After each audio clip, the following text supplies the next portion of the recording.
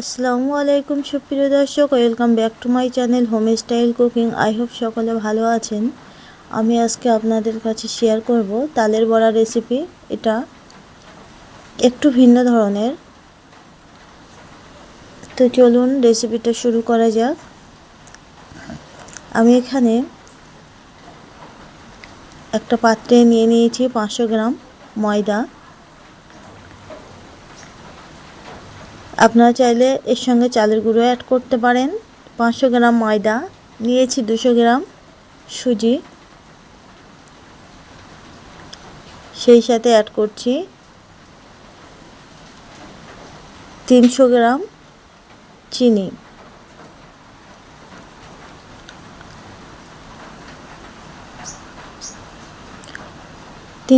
চিনি সাথে দিয়ে দেব অল্প পরিমাণ গুঁড়া দুধ টেস্টি হওয়ার জন্য। সেই সাথে দিয়ে দিচ্ছি কোরানো নারকেল।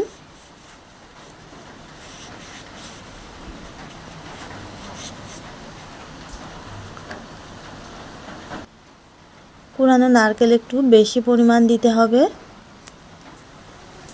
যাতে করে টেস্টটা দারুণ হয়। সেই সঙ্গে দেব পাকা কলা।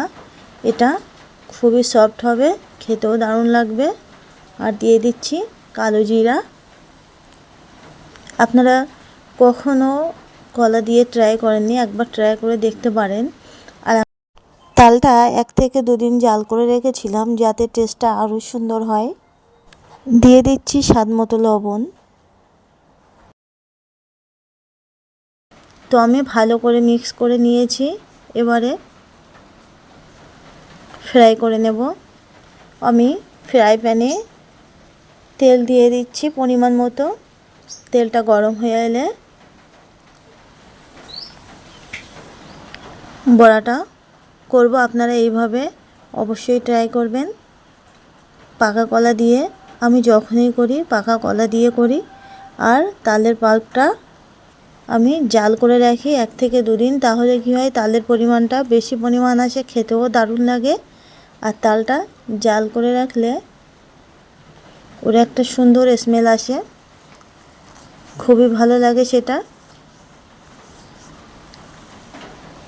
আপনারা তালটা ফোড়ানোর আগে অবশ্যই এইভাবে বাড়িতে একবার ট্রাই করে দেখতে পারেন, খেতে কিন্তু দারুণ লাগে।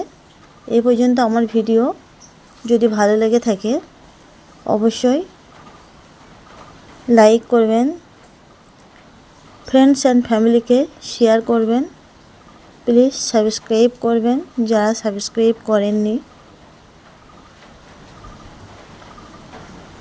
আর অবশ্যই এরকমভাবে একবার ট্রাই করে দেখবেন, খেতে দারুণ টেস্টি হবে।